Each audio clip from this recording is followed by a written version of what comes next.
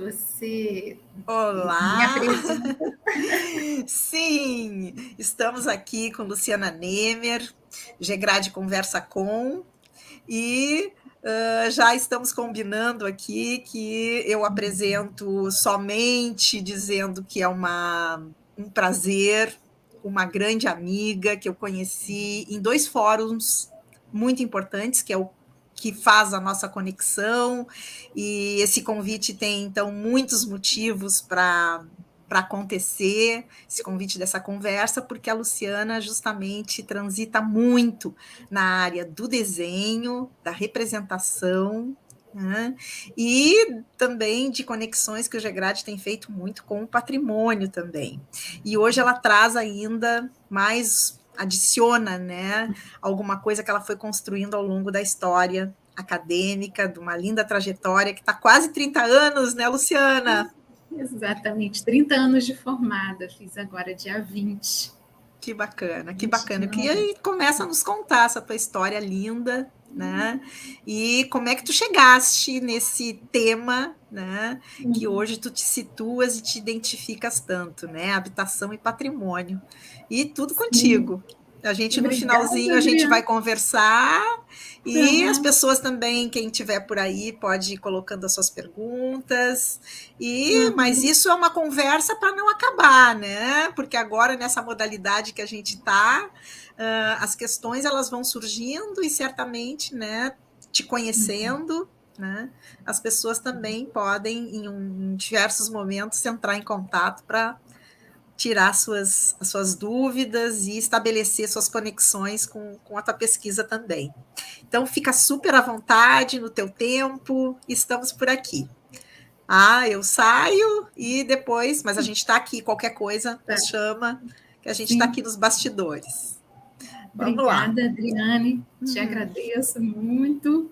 Né? Quero contribuir aí com o GEGRAD, com a UFPEL, que eu tive a oportunidade de conhecer. Na verdade, vem um fermento no bolo aí, que é a habitação, né? Vamos dizer, o meu relacionamento com a questão é bem anterior, né, à faculdade de arquitetura, mas eu falo que o meu TFG, né, trabalho final de graduação, assim a gente chamava, foi sobre habitação, né? Então, com as formas de habitar em diversos tempos da história e em diversos espaços, né, sempre tive interesse e vontade de resgatar, né, muitas tipologias arquitetônicas, estilos, e isso perpassa pela minha pesquisa, e consigo hoje em dia, né, ter a alegria de poder colocar certos conhecimentos da área de representação, né, no sentido de preservar, vamos dizer, edificações que já não estão mais, preservar a memória dessas edificações através de imagens, plantas, maquetes, enfim. Então, hoje eu trouxe aí para o GEGRAD, para todos que estão assistindo, alguns capítulos dessa história que eu espero contar aos poucos, né?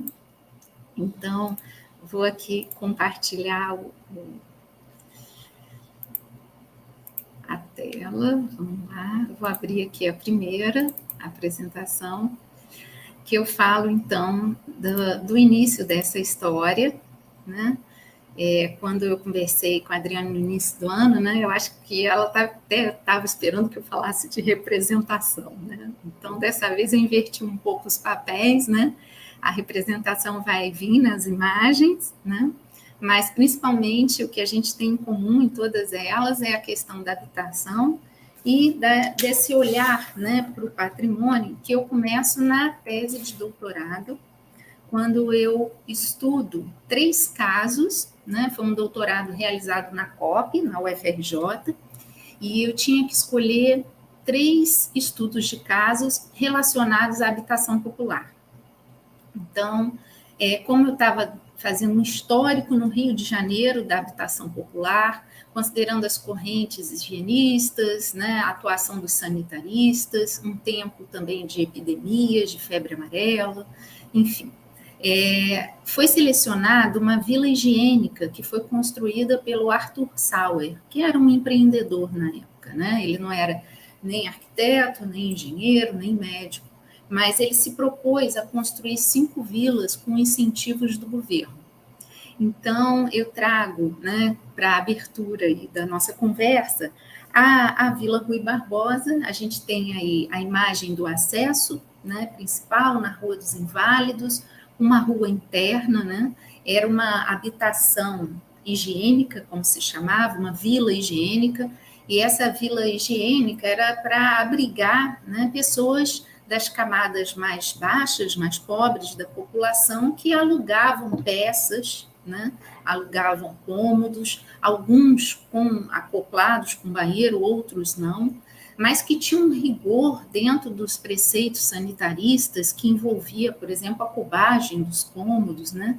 Existia nessa vila, na proposta, médico para atender a população ali residente. A gente tinha na Vila Rui Barbosa também uma assistência às crianças, né? O que a gente pode até chamar de uma creche. Enfim, foi uma vila muito cobiçada na área central do Rio de Janeiro, junto ao Campo de Santana. Foi demolida no século passado, nos anos 70. Eu tenho aí algumas imagens, né, como o pórtico de acesso. Essas imagens são do Arquivo Nacional. Nessa época eu ia com frequência, né, fazer pesquisas no Arquivo Geral da cidade do Rio de Janeiro e no Arquivo Nacional, né, entre outras bibliotecas do Rio, como o Gabinete Português de Leitura, a Guanabarina, na Presidente Vargas, a Biblioteca Nacional. Também fiz muitas consultas no IPP, na Casa de Rui Barbosa, que tem todos os fascículos da revista Renascença, e num dos fascículos tem um artigo, na verdade são dois, né, do Everardo Reuser, que ele fala onde moram os pobres, descrevendo, né, a primeira favela do Rio, e onde moram os pobres, 2, descrevendo as vilas que o Arthur Sauer estava construindo. Algumas dessas, né, das 5, a gente ainda vê, por exemplo, em Vila Isabel e também no Jardim Botânico. Nessa imagem dos anos 70, a gente vê um dos acessos, e na imagem da direita, que é da Rua dos Inválidos, a gente vê ali a esquina, né, à esquerda, o edifício da vila, e atrás a igreja de Santo Antônio dos Pobres. Essas imagens que eu também consegui no arquivo são da demolição, né? Então, quando eu fiz como estudo de caso a vila, no doutorado, ainda ficaram questões pendentes que eu pesquisei e publiquei no primeiro Unamparc. Então, assim, tudo que eu vou mostrar hoje na apresentação tem acessível na internet, através desses congressos, enfim. E o que não tiver também podem entrar em contato comigo. Aí são imagens do Arquivo Nacional. Essa vila foi sendo demolida aos poucos. Nós perdemos a Vila Rui Barbosa. Tinham mais de 300 unidades habitacionais, né? Naquela época não se teve esse olhar atento e cuidadoso. Não foi nem tanto por questões econômicas, tinham questões políticas. Era uma vila que abrigava artistas que se apresentavam. Na região ali, a gente tem a Praça Tiradentes, com todos os seus teatros. Era a época da ditadura. Algumas figuras emblemáticas, como Mário Lago, Silvio Santos, cantoras do rádio moravam nessa vila. Era uma vila repleta de intelectuais, vários motivos financeiros, familiares, de herança, e também motivos que estavam relacionados ao período que a gente estava vivendo, onde certas ideias eram contestadas, incentivaram a demolição. O terreno passou a abrigar vamos dizer, um depósito para as obras do metrô, né? A gente tem essa imagem também aí muito emblemática, né, dessa perda do patrimônio. Quando eu pude pesquisar essas imagens, né, eu publiquei, se não me engano, foi em 2010, né, estava pesquisando em 2009, né, não foram fáceis, não estavam indicadas como Vila Rui Barbosa, foi por conhecimento mesmo da arquitetura, né, e da localização que fui chegando aí à conclusão, né, o tipo de esquadria, todo o perfil da edificação. E também tive no jornal O Globo, né, pesquisando também microfilmes, e aí a gente vê a imagem, né, CIA de Saneamento do Rio de Janeiro, né, o calcigenol aí na frente, né, que era na época, né, as crianças tomavam, enfim. A gente tem essa imagem aí que retrata bem, né, o período, anos 70, seja pelos automóveis, enfim.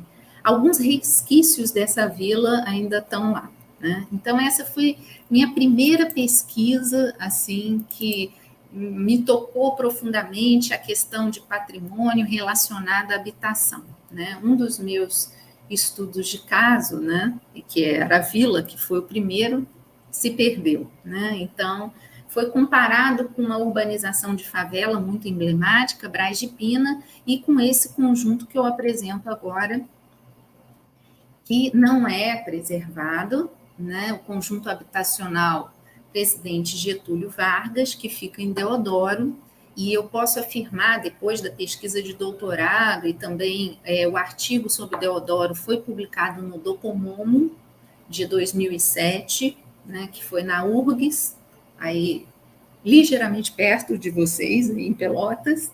Então, eu tenho familiares em Porto Alegre, então eu pude estar com eles também, né? Sempre uma alegria ir ao Rio Grande do Sul. E o conjunto Getúlio Vargas, isso é uma maquete, foi produzido pelo Flávio Marinho Rego, que chegou a ser professor substituto na UFRJ. Tentei por alguns meios na época encontrá-lo, não consegui. Uma revista da engenharia, né, do município do Rio, tem a publicação, praticamente a única publicação que fala do conjunto, e também o arquiteto, né, Nabil Bonduc, professor da USP, que no livro Origens da Habitação Social no Brasil, cita o conjunto do Flávio Marinho Rego, descreve, coloca imagens dos anos 80. Esse conjunto, muitos dizem que foi um plágio do Pedregulho, mas eu afirmo que não. Os edifícios serpenteantes no Rio de Janeiro, eles vêm desde a proposta de Le Corbusier de 1929, quando ele esteve no Rio, e propôs liberar a vista para que não se construíssem novas Copacabanas. E propõe, para liberar essa vista belíssima para o mar do Rio, que existisse um grande edifício serpenteante nas encostas, nas montanhas da cidade, onde cada um construiria seu tipo de habitação. Então, a gente tem aí ruas elevadas. Então, esses edifícios foram influenciando uma série de arquitetos, entre eles o Afonso Eduardo Ride, né, que fez aí o Pedregulho e também o Gávea. E a gente vai ter na Joatinga também obra dos irmãos Menescal, que também é serpenteante, só não é para a classe popular. E, assim, o conjunto habitacional Getúlio Vargas, né, em termos de habitação, a gente tem que ver que já, diferente da Rui Barbosa, carrega, nos anos 50, já uma proposta que associa a habitação com outras regras de morar que não são do século XIX. Então, a gente tem, principalmente pela distância que a gente está do centro da cidade, alguns atrativos para chamar a população, como ter o posto de saúde, a administração, a escola, né? A estação de trem de Deodoro a gente já tinha, né? Mas o conjunto é da época da abertura da Avenida Brasil, que chamava Avenida das Bandeiras. Essa imagem que eu mostro é uma imagem que eu tirei da Rua Sargento Isanor de Campos, né? E até escolhi para ilustrar a capa do meu livro, que eu tomei coragem, né? Eu digo até vergonha, né? E publiquei em 2019, Rio de Janeiro, 100 anos de habitação popular, que fala justamente é a minha tese de doutorado no formato de livro, né? Então tem imagens inéditas, né? Da Vila Rui Barbosa, inclusive eu descobri a planta de esgotos, né? Que a gente não tinha nenhuma planta da Vila Rui Barbosa. E tem também toda a história aí do Deodoro e Braz de Pina. Eu contei muito com a Gilda Blanc, que era da Quadra Arquitetos, da equipe do Carlos Nelson, né, que foi professor na UF. Então, aí a gente vê o edifício serpenteante, né, e é interessante que até na capa desse livro eu uso tanto o conjunto de Deodoro, o Presidente Vargas, e Braz de Pina numa esquina, né, mostrando uma casa também em formato curvo, para a gente tirar um pouco da ideia que a habitação popular tem que ser o bloco H, porque a gente só vê isso, né? Então, existe uma beleza formal, um apelo muito interessante, principalmente quando os arquitetos estavam à frente desses projetos, né, os modernistas, produzindo habitação social, né? O arquiteto ali era meio Deus, né? onipotente. Hoje em dia a gente já não concebe assim, né? A gente precisa de equipes multidisciplinares, mas produziu, por exemplo, uma rua elevada em Deodoro. Essa rua não foi invadida, mas os térreos dos blocos laminares da parte alta foram completamente invadidos, né? O que mostra que as partes comuns, além de ficarem bem maltratadas, mal conservadas, né?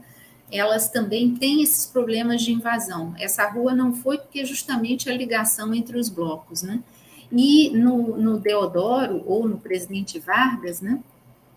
O Flávio Marinho Rego, ele faz aquela proposta intermediária, ou seja, ele consegue fazer o bloco com 6 andares, porque ele tem esse desnível do terreno, então ele pode entrar, subir ou descer, ou entrar pela rua de baixo, né? Mas, de forma alguma, isso não foi cópia do RID, porque o próprio Nabil Bonduque afirma que a primeira proposta, assim, com acesso intermediário, foi no Lagoinha, em Belo Horizonte.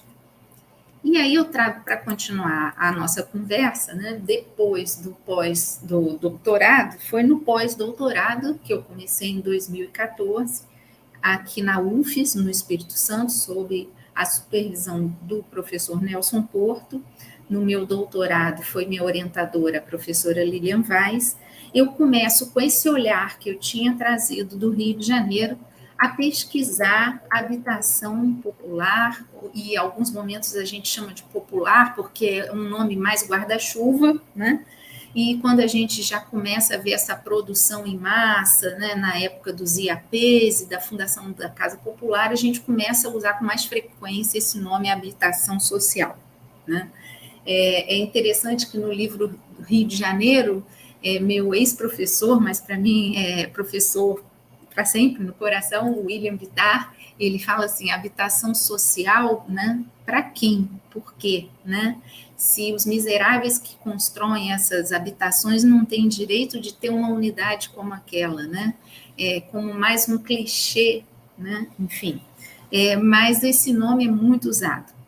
Então, eu cheguei na cidade de Vitória e procurando, aí eu falo muito do desenho, né? De elementos que a gente usa e que a gente vê em autores como Xing, Wong, que a gente precisa de elementos, às vezes, de repetição para poder fazer uma linha, para poder fazer uma matriz, e a partir daí a gente identifica conjuntos. Então, eu estava numa cidade onde eu não conhecia as ruas, né? Estava começando a fazer a pesquisa de campo, tinha feito só leituras, e aí eu encontro um bairro operário em Vitória, e na planta da ETUC, que é a empresa de topografia, urbanismo e construções, que é uma planta de 1946, né, muito próximo de eu publicar o livro Centro de Vitória, eu encontro essas 3 avenidas que a gente vê na imagem em cima, a Avenida do Norte, do Meio e do Sul, e essa Travessa dos Funcionários. Bom, no livro eu falo das casas da Travessa dos Funcionários, né, que é tipo um neocolonial, mas hoje eu foco na vila, né, na Vila Bom Jardim. Essa imagem que a gente tem é do arquivo público do município de Vitória, que foi muito parceiro todo o tempo, no primeiro pós-doc, no segundo que eu terminei agora na história, e a gente vê uma fartura de pedras, que é mesmo daqui do Espírito Santo, né, no embasamento dessa construção, tijolos maciços, e essa vila não é tombada, não é preservada. Então, uma imagem também do arquivo do município, né? Então a gente tem aí outra imagem da vila, ela recém-construída, né? Ao fundo a gente vê ali o Morro do Romão e também a fábrica, era uma vila operária, e a gente tem diferenciações entre vila higiênica e vila operária, a gente pode conversar depois mais sobre isso, né?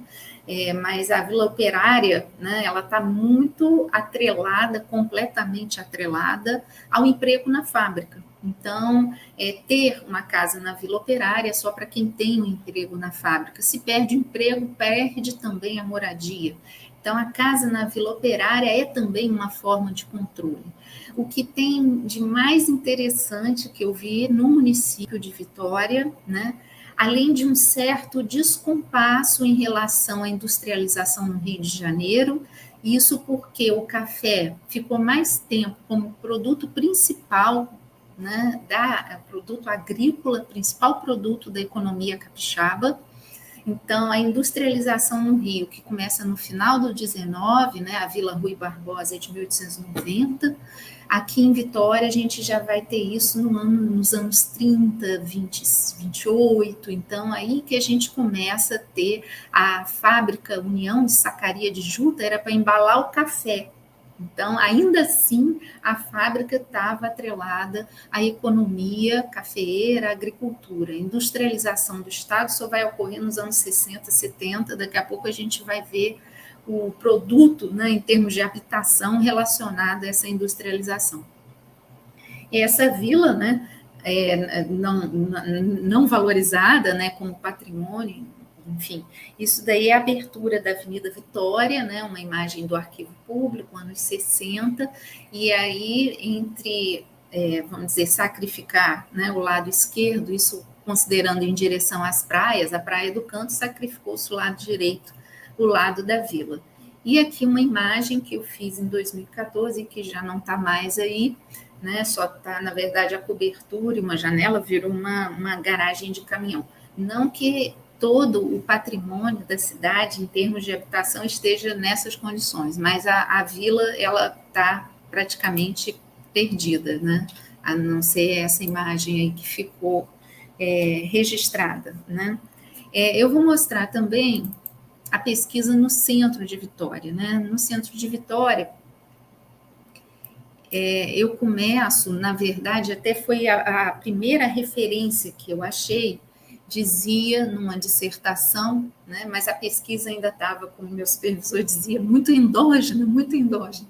Eu ainda estava, assim, tomando pé da situação, lendo tudo que tinha sido produzido na história, na arquitetura, né, colecionando todas as dissertações ali que eu encontrava na Biblioteca Setorial de Artes, na Central, lendo os autores capixabas. Então, eu encontrei uma dissertação que dizia: Vitória não teve conjuntos habitacionais, a não ser na região de Jardim da Penha, que é de onde eu estou falando agora, e no centro um conjunto habitacional construído por Jerônimo Monteiro. Aí eu precisei ir lá ver isso de perto, né?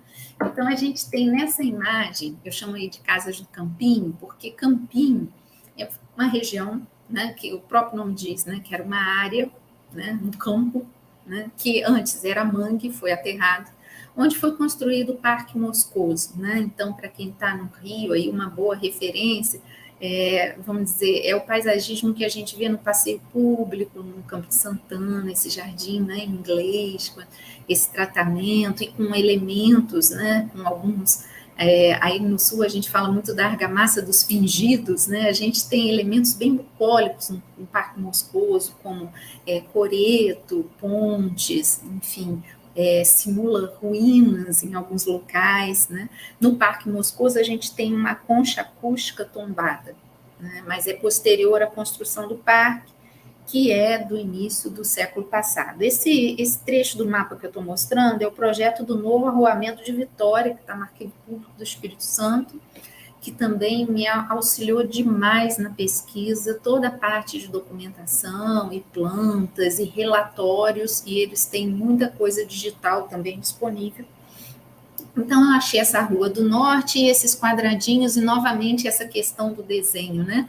Do espelhamento, da repetição, que faz a gente colocar um olhar mais atento, o que é isso que está perto desse quartel de polícia, e aí eu encontro imagens, né? O próprio professor Nelson Porto tinha me passado, dessas casas do Campinho. Então, novamente, elas são anteriores àquelas que eu mostrei, né? Da Vila Monjardim, mas a gente vê que em Vitória, não tem aquela vila ou avenida que as pessoas entram pelo um corredor comum, uma circulação comum. Então, em todos os relatórios que eu encontrei, casas higiênicas separadas, evitando o olhar da vizinhança, então as latrinas, os tanques são todos separados, as casas se voltam para as ruas, não se voltam para o interior, isso daí foi um outro ponto, o segundo ponto, bem diferente do Rio, né? Então, eu acho que o pós-doc é para isso mesmo, né? Para te arremessar em algum lugar que você não conhece nada, viver experiências, reconhecer arquiteturas, ficar perdida, né? Se encontrar de volta. Então, assim, essa arquitetura aí é eclética, cheia de frisos, frontões, enfim, desse conjunto, a que ainda guarda algum resquício é essa na Washington Luiz, mas nenhuma casa desse conjunto está preservada. Eu, junto desse, tem um segundo conjunto, né, que eu chamo conjunto da rua Henrique Coutinho, né, e aí a gente tem um banco hipotecário agrícola do Espírito Santo financiando essas habitações para funcionários, tá? E aí, desse conjunto, a gente ainda tem essa de pé, que eu tirei a foto em 2015, se não me engano, dessa outra é de 2014, né? Então, essas imagens, eu acho que dão uma ideia inicial de que tudo que eu mostrei aqui para vocês não está preservado, né? Então, eu acho que dá um certo desconforto, né? Mas tem um trecho da Françoise Chouet que fala: ao patrimônio, muitas vezes, atribui-se apenas o valor econômico. E eu acho que foi mesmo por esse viés, né? De acordo com o autor, esse seria o terceiro valor em uma escala decrescente atribuído a um monumento, quando se fala de monumentos. O primeiro é o valor nacional fundamental responsável por legitimar todos os outros, dos quais é indissociável. O seguinte, cognitivo, relacionado à memória histórica, e tem um papel efetivo de memória viva, uma vez que mobiliza o sentimento de orgulho. Por sua vez, o econômico está relativo à capacidade de exploração dos monumentos e, por fim, o valor artístico. Então, esse segundo valor, o cognitivo, né, ele levou, por exemplo, ao tombamento dos galpões do Porto de Vitória, agora a nível estadual. E ali, perto dos galpões do Porto, eu pude ter uma experiência muito interessante, porque no doutorado, eu queria pesquisar todo o recorte espacial, né? A ambição, até a qualificação, era chegar ao favela bairro. E aí, quando eu vim para Vitória, eu falei, agora vai dar tempo, né? Eu vou conseguir, né, examinar essa janela temporal, o que está sendo feito, né? E, para minha sorte, através do Minha Casa Minha Vida, financiando, a Prefeitura de Vitória estava reabilitando 3 hotéis na região do Porto. Né? Então, eu bati na porta mesmo da Secretaria de Habitação, tive a sorte de ser apresentada ao gerente do projeto, que aí me levou a campo, eu participei da entrega das habitações, então são 96 habitações nesses 3 hotéis, Estoril, Pouso Real e Tabajara, antigos hotéis. Tá? O Estoril foi entregue primeiro, né, 46 habitações nesse edifício, foi readaptado, né, tem uma dissertação da UFMG, se não me engano, falando desse hotel, né, foi o trabalho que eu encontrei, assim, em termos de fontes secundárias, o resto foi mais visita a campo, observação, algumas publicações no jornal A Gazeta, enfim, esse foi entregue primeiro, é um prédio de arquitetura moderna, a gente vai ver embaixo pilares de granito, a gente tinha essa pintura de areia, né, e quartzo, depois, nos anos 70, foi substituída por pastilhas cor-de-rosa e azul bebê, enfim, externamente eles se mantêm o mesmo, e junto deles os outros 2, né, o Pouso Real e o Tabajara, que são dos anos 30. Então, esses 3 hotéis, eles ficavam na porta de entrada da cidade, junto à escadaria do Palácio Anchieta e o Porto de Vitória, que a gente tem no Porto de Vitória 5 galpões, né? Eu vim para cá com a observação do Rio, que a gente tem lá 18 galpões, né? 17, 18 galpões e aqui 5. Então, a cidade, ela tem uma escala, né, que permite ao pesquisador, né, o caminhar, o absorver, vamos dizer, uma área que a gente chama de centro histórico, a gente consegue percorrer durante um dia, né, de trabalho, diferente do Rio, né? Eu vou mostrar aqui alguns trabalhos do Rio também.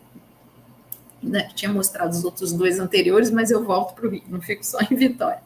Enfim, esses hotéis, essa imagem aí, eu tirei em 2014, eles estavam recém-entregues, né, com a pintura nova, não estão mais assim. Essas lojas de baixo são para ser exploradas pelos moradores. Foi complexo um pouco, né, depoimentos da prefeitura, principalmente do Sérgio de Sá, que escreveu o prefácio do livro, que na época era o secretário de Habitação, depois passou a ser vice-prefeito, secretário de Obras e Habitação, me deu todo o apoio, aí também com o auxílio do Carlos, que eu já comentei, eu pude visitar outras obras que estavam na fila para serem reabilitadas para habitação. E aí eu passo para uma próxima situação sobre habitação.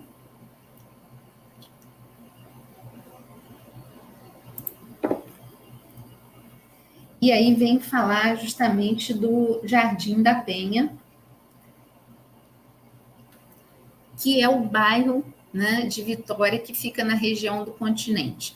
Olhando assim rapidamente no artigo, e aí esse trabalho, né, ele pode ser visto no PNUM 2017 ou no CIEL, né, que é o Congresso Internacional, né, da Construção no Espaço Lusófono, né?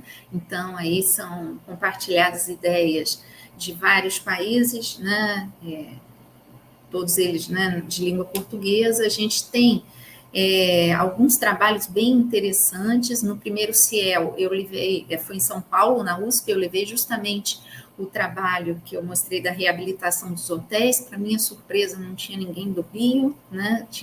Eu levei um trabalho de Vitória e muitos trabalhos de São Paulo.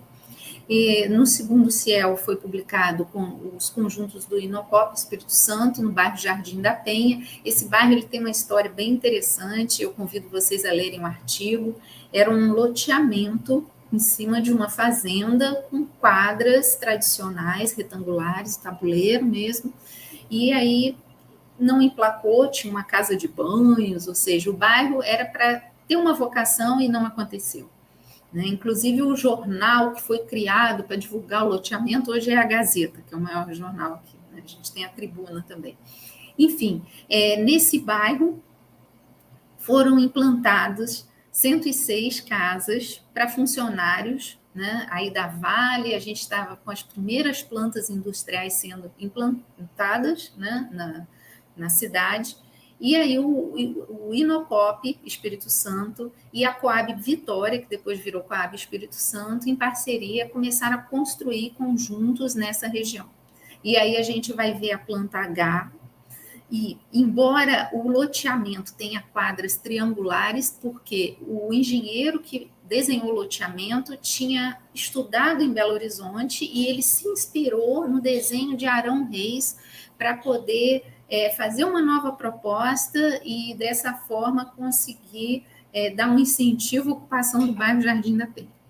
Então, eu, na época, fiz um levantamento, fotografei, encontrei, cataloguei todos esses conjuntos do Inocops, também baseado em leituras, né, do Campo Júnior, que é professor na UFES, escreve muito sobre a cidade, Neves, Cruz, Dias, enfim, 1.136 unidades do Inocops, nesses conjuntos, né, que têm nomes bem específicos, né, por exemplo, Jardim Solar, a gente vai ter o nome dos planetas, o Bancários tem nome de flor, né, o Jardim Astral, aí a gente tem nome de signos, a gente tem aí o Jardim Capital, com o nome das cidades, dos estados, né, com os nomes dos estados do Brasil, uma coisa bem nacionalista, a gente está entre 72 e 75, e a planta, que eu peguei no arquivo público do município, a gente vê que ele é um conjunto que podia estar em qualquer lugar, não tem endereço, não tem rua, né?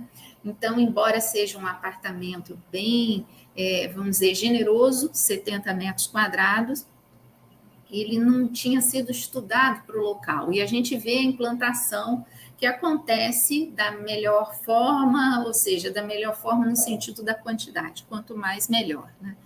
E a gente tem aí duas imagens, uma dos anos 70, também uma imagem do arquivo do município, era um areal, né?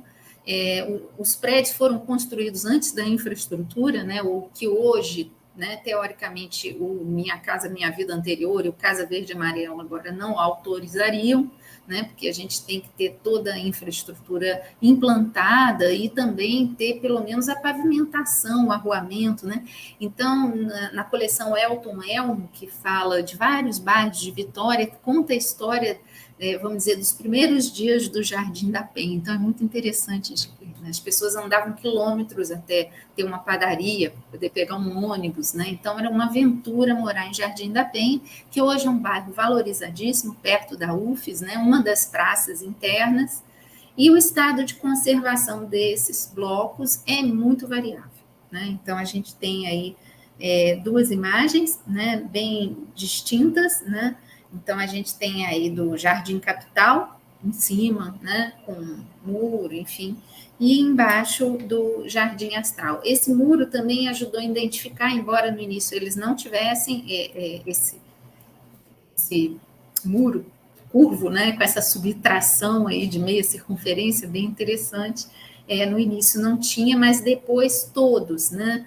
E o que a gente vê é uma procura de desvincular o nome de conjunto habitacional desses prédios. Eles foram ficando mais valorizados, houve processo de gentrificação, e esses prédios, o único que tinha escrito conjunto dos bancários no muro, agora recentemente apagou essa imagem, né? Essa, vamos dizer, esse título, né? Bom, eu vou falar um pouco também dos edifícios do centro de Vitória, que até foi uma apresentação que eu fiz recente, semana passada, no Arquivo Público do Estado, né? Então, quando eu comecei a estudar habitação no centro de Vitória, entre os autores, principalmente o Carlos Teixeira, né, o Campos Júnior, ele falava muito de como foi o processo da construção civil em Vitória. Então, era difícil desvincular, né, esse estudo do restante, né? Eu estava estudando todo o tempo habitação. E acabou que esse material de habitação coletiva no centro de Vitória, nos anos 30, 40, 50 e 60, eu publico mais recente no livro Passos da Ilha, que eu falo de habitação no município, então eu falo de Vila Rubim, eu falo dos edifícios do centro, falo de forma mais abrangente, né, do bairro Jardim da Penha, e falo de duas edificações que foram residência da família Monjardim, que hoje é um museu casa, e a antiga Vila Oscarina, que era uma residência também da família do Antenor Guimarães, um grande empresário que vocês vão ver agora nesse trecho que eu vou mostrar agora, que ele construiu o primeiro edifício de Vitória. Então, eu já tinha mostrado a região do Parque Moscoso, e eu trabalho sempre muito com mapas. Esse daí eu fiz uma pequena adaptação no mapa da Letícia Klug, identificando aí onde está a Praça 8 de Setembro, né, que é a data da fundação da cidade, a Praça Costa Pereira, a Baía de Vitória e a Esplanada Capixaba. Tá? Então, selecionei alguns edifícios só que estão com identificação para tombamento, né, ou ao menos identificação, porque a Prefeitura de Vitória tem essa prática, né, das casas. Eu não cheguei a apresentar aqui, mas no livro Centro de Vitória tem, e tem um artigo também que eu escrevi para a revista Arquisur, que foi publicado em 2016, que fala de todos os conjuntos, né? Eu cheguei a 270 casas identificadas em Vitória, entre a região do centro e a região de Jucutuquara. Bom, o que eu quero mostrar é que, embora as casas tenham começado no Parque Moscoso para depois ir para a região da Praça Costa Pereira, os edifícios fazem um movimento contrário, né? Na questão das casas, dos conjuntos, a gente vai aí na direção horizontal, sentido leste, e nos prédios a gente faz o movimento ao contrário, sentido oeste. Esse é o primeiro edifício de Vitória, com 7 andares e elevador. Então, assim, foi uma novidade, era a época da guerra, né? Então, muito difícil conseguir materiais, né? Ele é justamente aí do final dos anos 30, início dos anos 40, e quando ele terminou de ser construído, o Antenor Guimarães já havia falecido, mas foi colocado o nome de edifício Antenor Guimarães em homenagem a ele, né? Um grande empresário em Vitória, responsável por várias questões na capitais, de abastecimento, questões de porto, de transporte, então um grande incentivador do crescimento da cidade. Então, esse edifício aí a gente vai ver linhas mais simples, né, do que aquele Casas do Campinho, que ali a gente tem um ecletismo, aí a gente já está no Art Deco, né, a gente já tem já mostra aí o domínio do concreto, essas varandas em fita, enfim. E eu mostro também aí na carona desse, né, outros construtores, né, como o Joel da Escócia, que fez o projeto, o JC Beleza, construíram esse que a gente chama, pelo menos junto à UFES, a identificação, coloca como proto-moderno. Eu vejo elementos, assim, uma mistura, né? A gente tem aí no centro o decor já bem geometrizado, essas varandas que copiam um pouquinho, né, a proposta lá do Antenor Guimarães, mas ao mesmo tempo a herança, né, dos imigrantes, em cima essa argamassa aí protuberante, o telhado em duas águas, né, querendo lembrar uma coisa do enxamel, enfim, é uma mistura. Esse edifício, ele está como merecendo tombamento e identificação. É o Avancini, o Galvão já fica bem próximo à Praça Costa Pereira, mais que o Avancini, né, que o Avancini ele fica lá na rua Monjardim, um pouquinho, assim, bem no início do centro de Vitória, perto da Esplanada Capixaba. O Galvão também, ele está com essa identificação, merecendo tombamento, enfim, ele foi construído por Edgar Rocha, ele já é uma outra proposta, né? Mas, vamos dizer, ele já está mais enquadrado, né, como um art déco. A gente pode assim colocar um proto-moderno com linhas mais geometrizadas, né? E a gente vê nele já a possibilidade de comércio na parte inferior.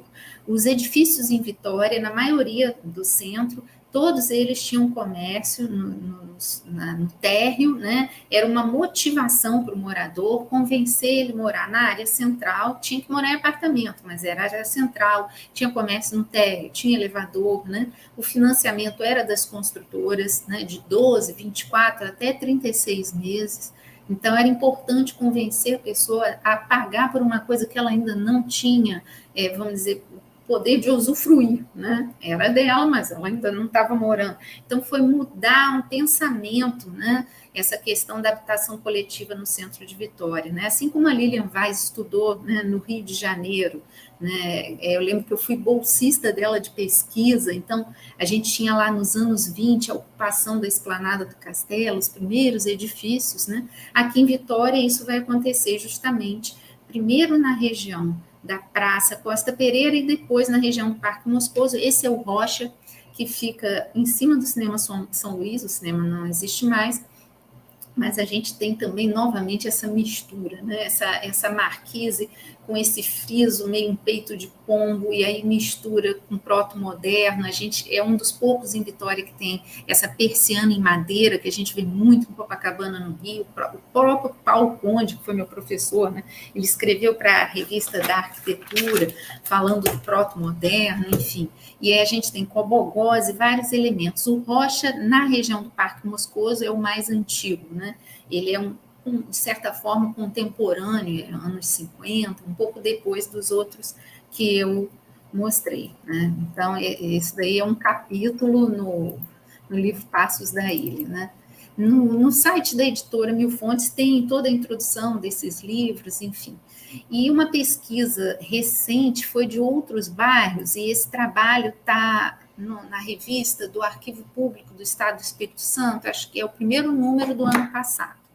Então, eu continuei depois, né, do pós-doc, entre 2016 e 2018, eu estava fazendo pesquisas, né, em Vitória, sobre habitação. Foi aí que saiu, vamos dizer, o artigo do Inocopes, né? E também, em 2018, eu estava pesquisando o desenvolvimento urbano desses dois bairros, Fradinhos e Maruípe. Fradinhos é quase que... ele é uma continuação de Jucutuquara. Uma colega, Flávia Botec, ela tem um livro bem interessante, né, falando da forma indelével, falando dos caminhos, né, que se traçam aí por Jucutuquara. Quando a gente olha essa planta, né, do Novo Arrabalde, que é Projeto Saturnino de Brito, e eu tive a honra de escrever sobre o engenheiro Saturnino de Brito em 2019, numa coleção também chamada Os Pensadores do Espírito Santo, né? E aí o Novo Arrabalde é em cor de rosa, né? Essas quadras à direita, né?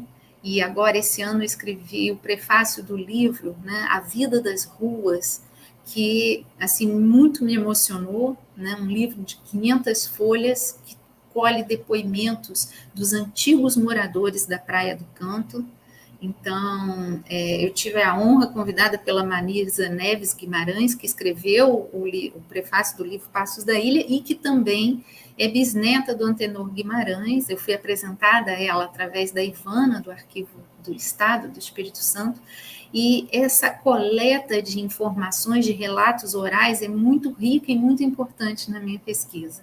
Então, para escrever sobre Maruípe, eu também entrevistei o presidente da Associação de Moradores de Maruípe, né? Tive em Fradinhos, procurando a Associação de Moradores.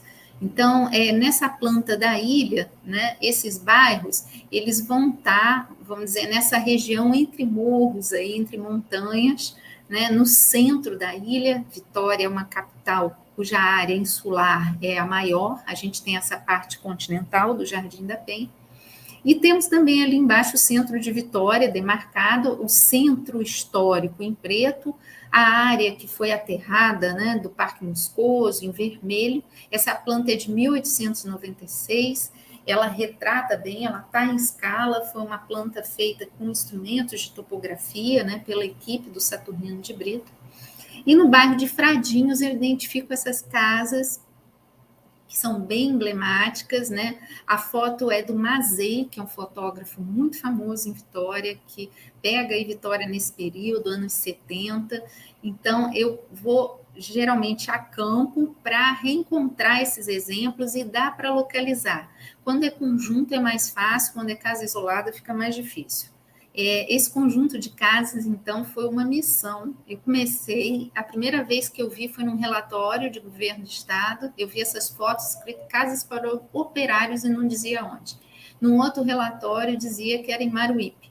Então, eu andei o bairro de Maruípe inteiro, né? Na planta não consta topografia, você sobe e desce, e essa verde eu identifiquei, principalmente nesse artigo para a Revista do Estado, como sendo uma das casas, dessas 5 casas que aparecem. E assim, arriscando, mas com a localização, enfim, do mapa, e aí esse ano eu tive a comprovação com as imagens das casas, né? Essa vista é de onde hoje é um hospital, olhando para o bairro de Maruípe, que a gente vê uma igrejinha lá atrás, no alto do bairro, né? Que é de São José Operário. Esse bairro, inclusive, no relatório de 33, dizia assim: para os funcionários do Estado, o governo destinou casas, mas para os mais pobres entregam um terreno em Maruípe. Aí tinha um loteamento, aí dizia assim, é possível ainda escolher lotes em Maruípe, os que não estão grifados ainda não foram ocupados. Loteamento Vila Maruípe, o local da pobreza. Né? Então, dizia assim, no relatório, se tratava assim a questão. Né? Esse conjunto Orion, também a gente tem a foto do Mazei, ele é dessa época, essa Avenida Maruípe foi ficando lotada de conjuntos de diversos períodos e mais ao fundo, né, no bairro do Maruípe, mesmo na praça, em frente à praça, a gente já vai ter a Praça Vicente Guida. A gente tem esse conjunto de 4 blocos, né? E aí eu pude fotografar. Tem fotos assim mais próximas, eu fico encantada. Aí eu dou zoom na janela de madeira, que é original, que aí lembra as casas da Vila da CSN, da minha cidade de Volta Redonda, né? Que eu sou volta redondense. Né? Então, isso daí é fogo, né? São memórias assim, muito vivas, né? Principalmente agora que eu escrevi o memorial, então tô terrível com relação a isso, né? Então, vamos ao Rio um pouco. Depois a gente volta para Vitória, né? Minha vida é essa, né? Fico de um lado para o outro e gosto. Então, vamos falar um pouco de uma pesquisa que eu desenvolvo na região portuária do Rio desde 2017, junto à FAPERJ. Eu peguei a região Saúde, Gamboa, Santo Cristo, e agora eu tive uma aprovação para a região do Caju. Então, vou mostrar o trabalho que foi feito pela Natália Pinto, no bairro da Saúde, como a gente trabalha, né? A gente tem lá a planta do Sagas, com tudo que está preservado e tombado, temos tombamentos federais em edifícios religiosos e temos preservação, tombamento de prefeitura em residências, né? Então, a gente trabalha identificando e depois vai a campo. Não vai dar para ninguém ler, mas não era mesmo essa proposta. Tem o artigo, ele saiu no ICOMOS, né? A gente identificou 60 unidades e aí vamos colocando na frente um status como ruim, médio, bom e ótimo, relacionados ao grau de preservação. Essa imagem é da rua São Francisco da Prainha, né? Então, a gente tem como critério, né, de escolha ser um conjunto de pelo menos 3 unidades, porque senão a gente não ia terminar jamais, né? Porque casa geminada a gente não considera como conjunto. Então, a partir de 3 pequenos prédios, casas em fileiras, avenidas, vilas, e aí a gente tem trabalhado, ano passado foi a Stephanie Santos, que trabalhou no bairro da Gamboa, e agora o Flávio Gabriel assumiu, que são bolsistas de pesquisa FAPERJ, o bairro de Santo Cristo, né? Então, a gente tem esse trabalho de identificar, né, mapear e avaliar o estado de conservação. E também nos guiamos, além disso, se o imóvel está preservado ou não, usando também a guia das APACs, né, do projeto Sagas, Saúde Gamboa e Santo Cristo. Então, aí a gente tem a rua Sacadura Cabral, e nessa foto a Major Daimon e a do Escorrega. Inclusive, assim, por estar pesquisando esse bairro, a gente acabou fazendo um trabalho bem interessante sobre a Fortaleza Nossa Senhora da Conceição, que é nesse bairro, e apresentamos esse trabalho no Congresso Internacional da História da Construção Luso-Brasileira, que foi em Salvador. Então, assim, um trabalho bem recente do Rio e que foi bastante interessante, que eu reuni, consegui juntar os bolsistas das 2 pesquisas, né? Tanto a da pesquisa na área de representação, né, que é o Felipe Cantreva, que está comigo até hoje, é meu bolsista aí pela 4ª vez, enfim. Também contei muito com Igor Klein e com Liliane Rodrigues, né, que foram bolsistas de pesquisa e da área de representação, mas o Felipe deu um apoio grande aí a Stephanie Santos nessa pesquisa de campo na Vila Operária Gamboa, né? Então, não tinha como tratar ali na região, embora com o nome Gamboa, ela está no bairro de Santo Cristo, né?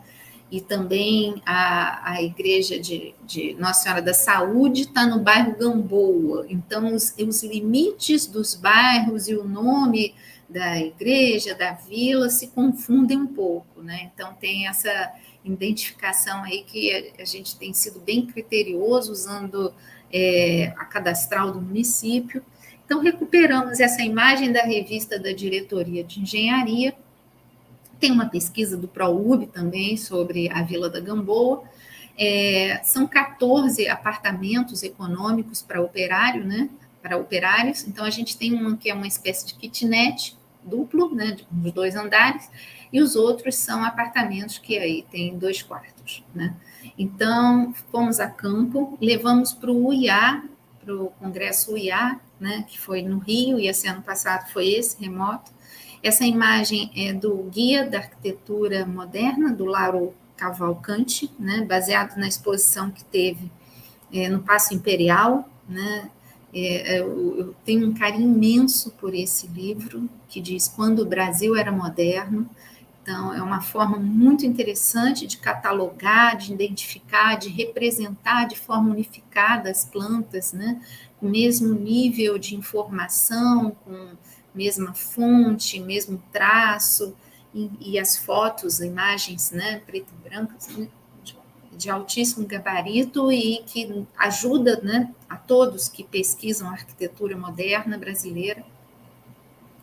Fizemos um trabalho de identificar quais são os acessos hoje em dia, qual o estado de conservação dos apartamentos, o que está original, o que está em péssimo estado, enfim, muros feitos pelos moradores.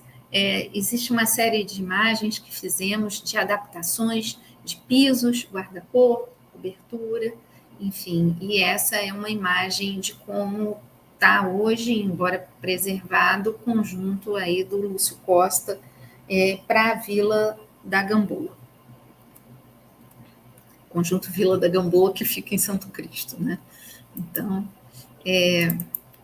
ainda sobre o Rio, esse é um trabalho bem interessante que envolveu um projeto de extensão. A direção da Escola de Arquitetura e Urbanismo, onde eu trabalho desde 2004, me procurou perguntando se eu poderia atender um professor da engenharia aposentado, o professor Francisco Albuquerque, que ele era do ciclo monárquico, Dom Pedro II, queria fazer uma maquete. E aí, naquela época, eu estava bem à frente da maquetaria, tinha recebido uns equipamentos que tinham sido comprados até antes de eu estar na UF, e estava, no caso, deixa eu até tirar isso daqui, querendo colocar, né, para funcionar esses equipamentos. Tive a sorte de ter 2 excelentes monitores da disciplina Modelos Maquetes, que era o Rodrigo Pivar e o Renan. O Rodrigo trabalhava com maquete profissionalmente. Fiz uma reunião com eles, a professora Mônica Félix, substituta, vamos comprar aí a ideia, né? Criamos uma disciplina optativa e os alunos, em troca, aí, ganhariam o crédito, né? Nessa planta do projeto, né, para Niterói, né, é a planta do Palieri, a gente vê na praça, né, e essa praça, eu digo, ela está aí à direita, né, embaixo, não marquei com seta, nada, enfim, a planta está como ela é de fato, mas a gente tem ali uma casa com cobertura de telha, que é o palacete de Dom João VI, em São Domingos, né? Aí a chegada à Praia Grande, a gente estuda bastante o período, o professor Francisco foi lá, deu várias palestras, né? A gente tinha ali um grupo de uns 12, 15 alunos que trabalharam com a gente, durou um ano, a gente achou que ia durar 6 meses, acabou a disciplina, não terminou a maquete. A única imagem que a gente tem é essa, que a gente acredita seja do Malta, né? Esse casarão foi demolido, né, por volta de 1914, aí tem toda a história dele. Eu apresentei esse trabalho na Casa Senhorial, né, em 2015, e principalmente a história da construção da maquete. Então, essa imagem que vocês estão vendo é da maquete.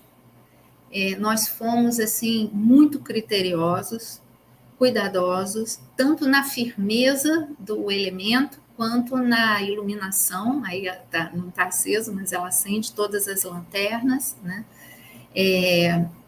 Colocar no fundo, no Photoshop, enfim. Mas não é uma maquete virtual, é realmente uma maquete física. As janelas de acrílico, né? Elas tiveram essa, na verdade, é uma pintura, é um adesivo, né, azul, para que a gente conseguisse manter o caixilho de vidro. Eu mesma entrei aí na equipe, né, no time, e trabalhei na pintura aí das telhas. A pintura, né, simula aí a pedra de cantaria. A parte de sanca, né, foi feito com formas de silicone e depois gesso. Então, foi um trabalho árduo, longo, mas muito recompensador. Essa imagem é quando ela foi exposta na Câmara dos Vereadores. Essa maquete viajou, foi para a AMAN, voltou para a UF, teve no Colégio Plínio Leite, o Colégio Plínio Leite fechou, vendeu para Anhanguera, agora tá, a notícia que eu tenho é que ela está no Colégio São Vicente das Irmãs, em Icaraí, né? Então, ela reconstrui bem, estima-se, né, o período que seja o mesmo da casa do bispo e também da fazenda de Charitas, em Niterói. Então, também é uma arquitetura inexistente. E vamos fechar agora falando, né,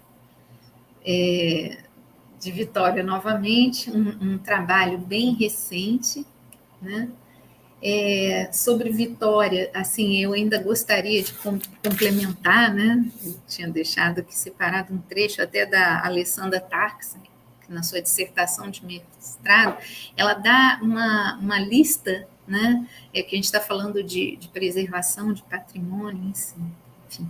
Ela considera preservação a manutenção do imóvel em sua atual condição física, nada é acrescentado ou retirado.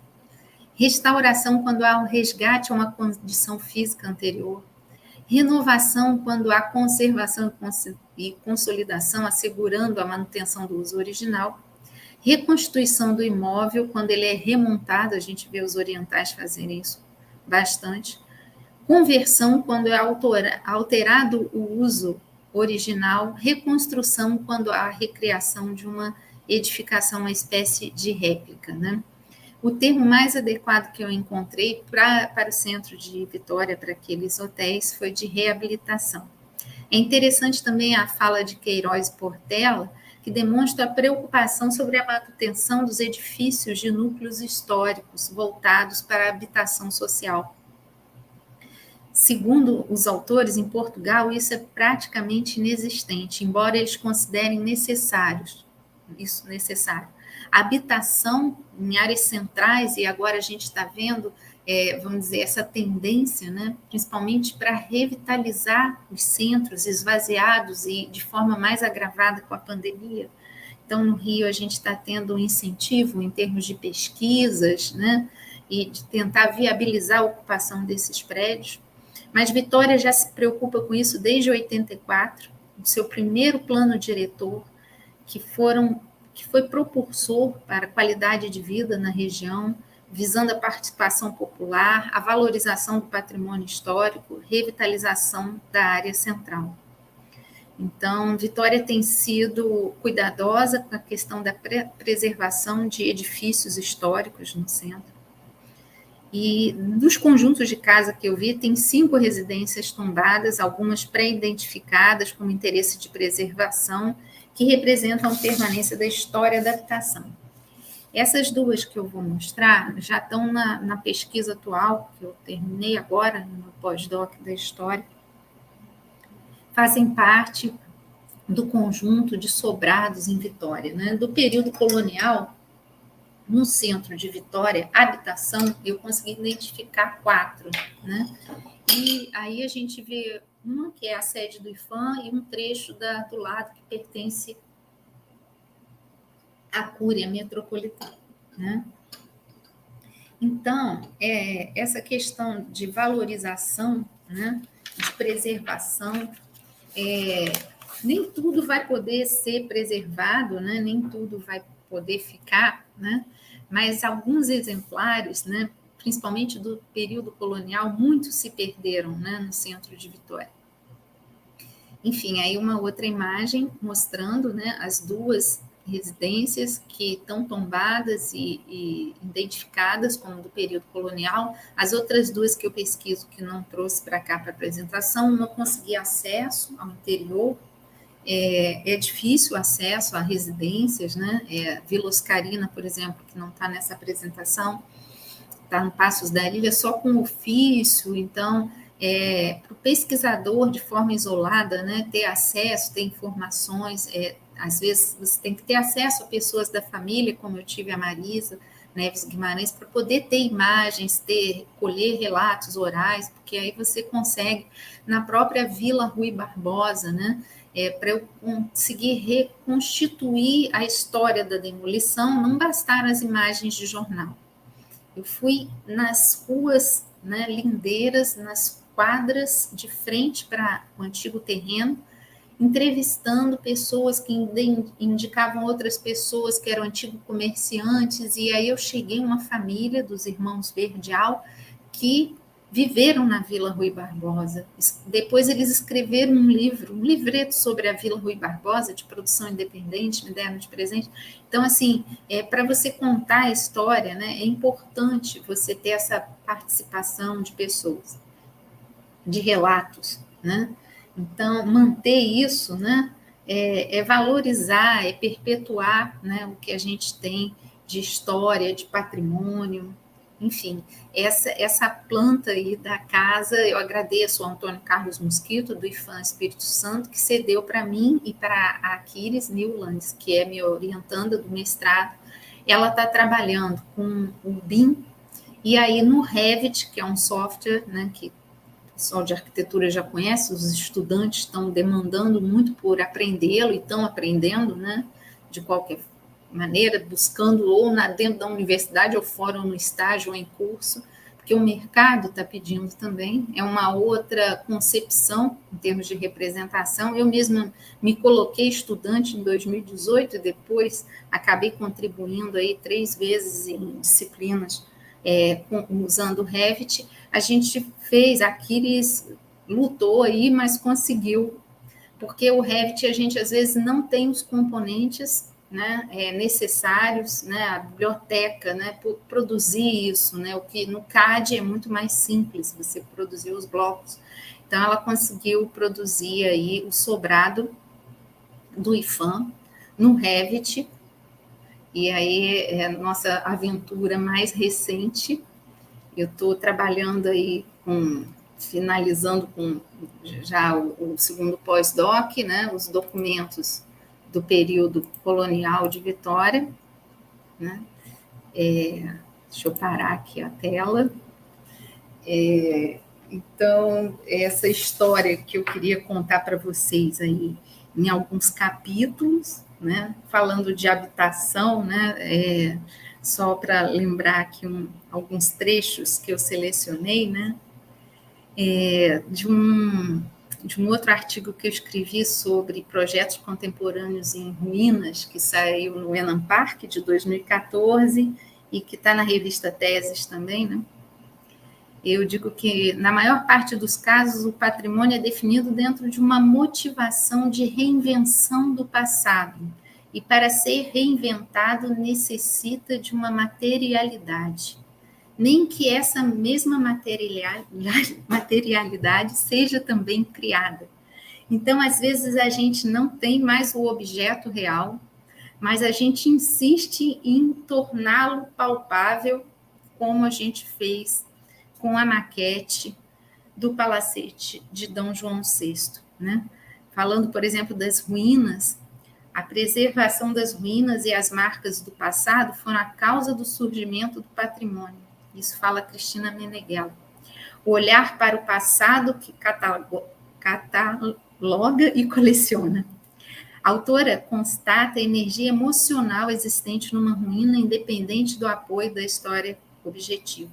Independente da proposta formal adotada, conclui-se que todas apontam para a manutenção da ruína, evitando a reconstrução enquanto falso histórico, o que valorizou e perpetuou o patrimônio nacional.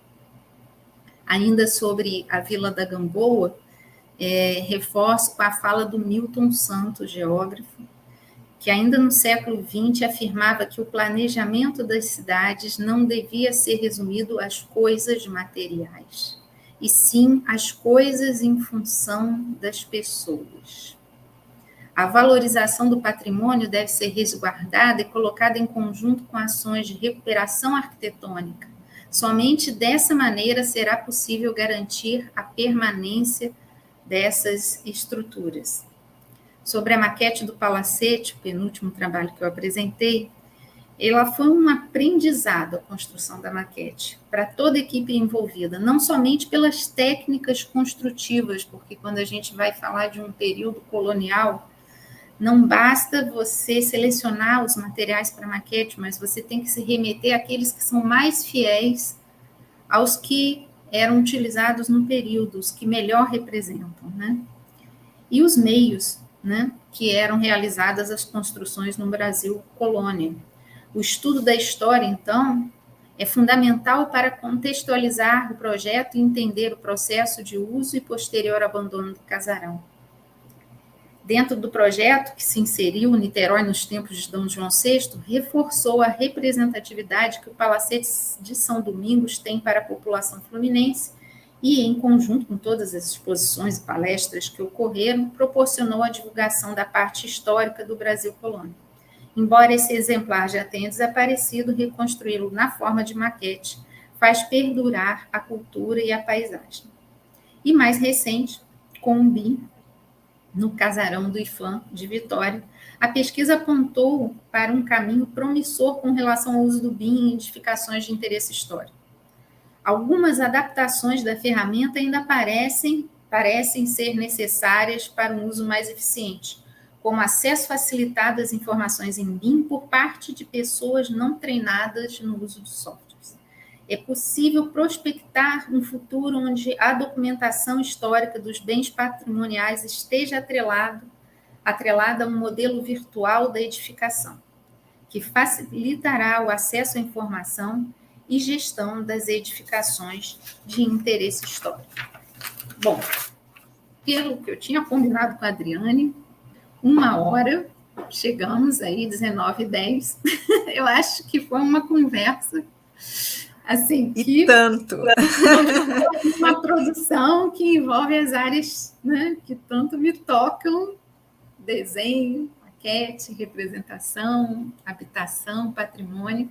Espero ter contribuído, Adriane, para o GEGRADE. Muito. Luciana, sim, um trabalho de muito fôlego, que trajetória linda. E eu vou ler, né, o que o Gilson colocou aqui, que eu acho que expressa muito aquilo que eu fiquei pensando por aqui. E tu tens uma parceria aqui muito fiel, principalmente que vem ali do contexto do Gráfica, né?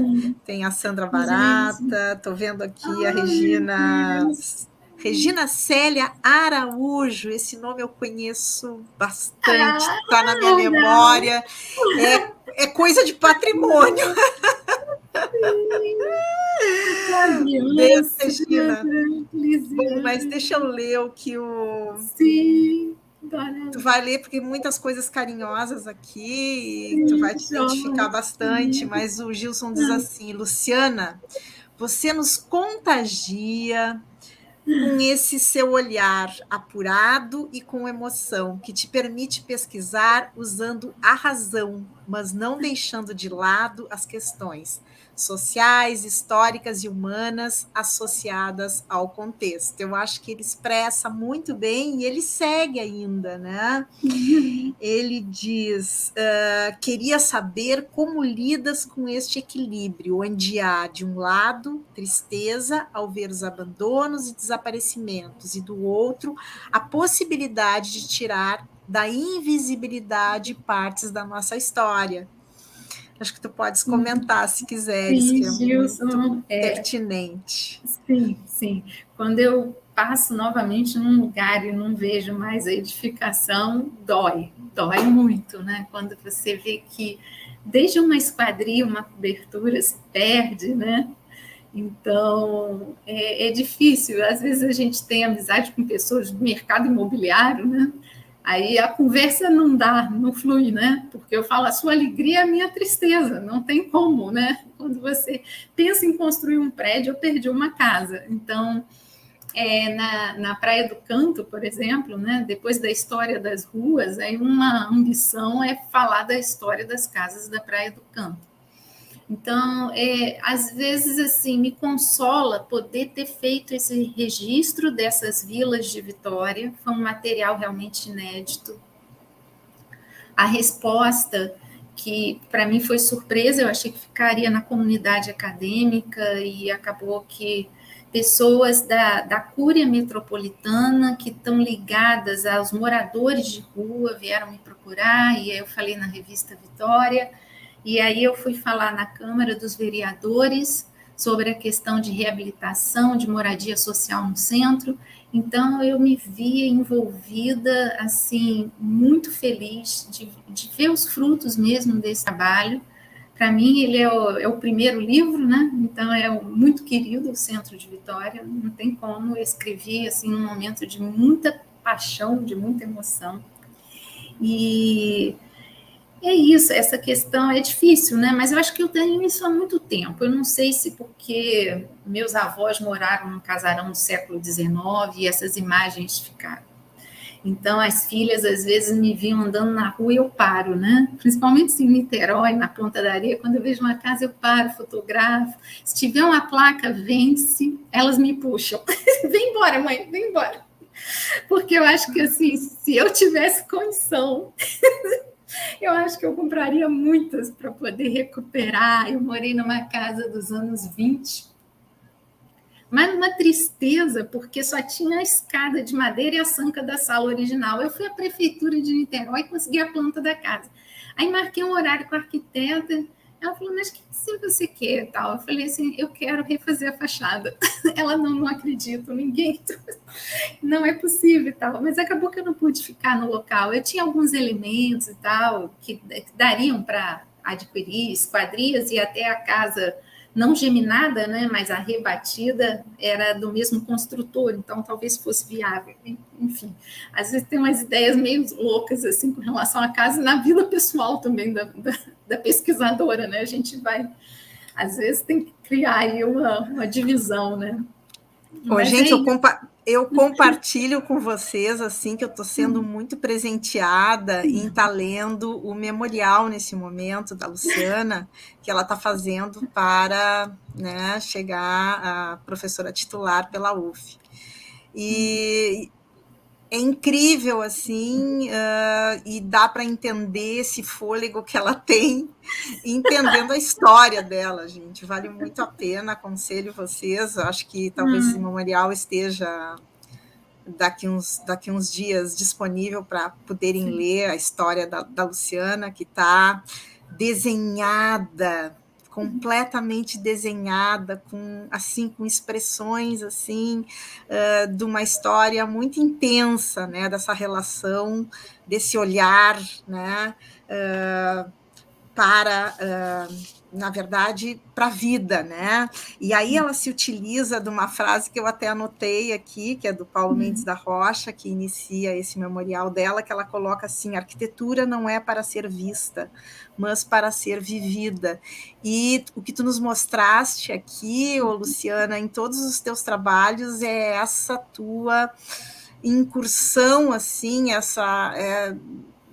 de uma maneira muito intensa, né, em todos esses objetos de pesquisa, né, a relação que tu estabeleceste com cada um dessas tuas fases, né, de densificação, porque a gente vai, é um fôlego, né, e a gente vai pensando, mas quantas pessoas, e bacana assim tu trazeres, assim, é incrível como tu tens uma memória fantástica para nomes, porque tu vai, né, colocando ali toda a tua rede que estabelecesse para chegar a esses resultados tão importantes, e eu digo assim, né, que é uma vitória para a Vitória ter uma pesquisadora, né, que saiu lá do Rio de Janeiro já com um olhar pronto, sensível, e chegar aí e construir e contribuir tanto para essa história de Vitória. E aí eu quero agradecer a parceria também da Lisiane Jorge, que é daí de Vitória, que andou por aqui também, e que ela está dizendo, né, sua produção é muito plural, incrível o resgate da arquitetura capixaba e investigação documental nesse processo. Então, a Lise foi nossa parceira aqui maravilhosa, assim, deixa saudades, muitas saudades aqui, e com certeza ela deve estar muito feliz, né, de ter esse presente, de tu estar contribuindo lá com a cidade que ela tanto ama, né? As aulas de projeto dela aqui era Vitória para cá, Vitória para lá. Um repertório Vitória fantástico que ela traz. Sim. A Lisiane é do GPTA, do grupo liderado pelo Nelson Porto. Estou com ela, né? Tive a alegria de... Vocês perderam, a gente recebeu. Mas no fim a gente não perde. Não, a Vitória está ganhando muito, né? Está ganhando. Vamos fazer alguma troca aí, de repente, né? A Luciana vem fazer umas pesquisas por aqui também. Nossa, quando eu estive na UFPEL, você vê a quantidade de fotos que eu tirei de Pelotas dessas casas. Nossa, aqui a gente tem um grupo. A gente tem um grupo aqui, principalmente do Núcleo de Arquitetura Brasileira, né? Um grupo muito intenso também, que, meu Deus, tem muita história também. Gente, eu não quero me alongar mais, a gente já está em 1h20, vai fazer agora. Mas, assim, Luciana, só te agradecer e, com certeza, assim, isso é um estímulo, assim, uma motivação fantástica para os pesquisadores, para os novos pesquisadores, para entender, né, o quanto, né, que eles podem se inspirar, né, nessa tua trajetória. Assim, ó, muito obrigada, né? Todo esse teu tempo não foi muito assim o cuidado que tu tivesse em nos trazer assim toda essa foi um bombardeio, né, de vitórias, né? Muito lindo. Muito obrigada. Muito gente, obrigada, uma boa noite. E semana que vem a gente vai dar continuidade para essa tua última fala. Com certeza, a gente vai ter o Márcio Minto, que vai trabalhar especificamente com esse teu último trabalho. Ele vai puxar alguma coisa aí para dar um desdobramento muito bacana com o BIM, que ele tem uma trajetória muito bacana. Acho eu que ele vai focar nisso, né? Porque a ideia aqui é que cada pesquisador traga assim as suas identidades, né? Como que foi construindo isso ao longo, né? E eu, pelo menos, vejo o Márcio Minto assim, né? E fiquei encantada com esse teu perfil, como diz a Lise, né? Esse perfil plural e, como diz o Gilson, sensível, né? Então, assim, ó, muito lindo. Amei te ouvir. Muito obrigada. Adorei participar. Sucesso, Lisiane, Adriane e Lisiane também. Lisiane agora com a gente aqui, né? Mas Adriane, sucesso aí, né? Obrigada. E vou ter que terminar.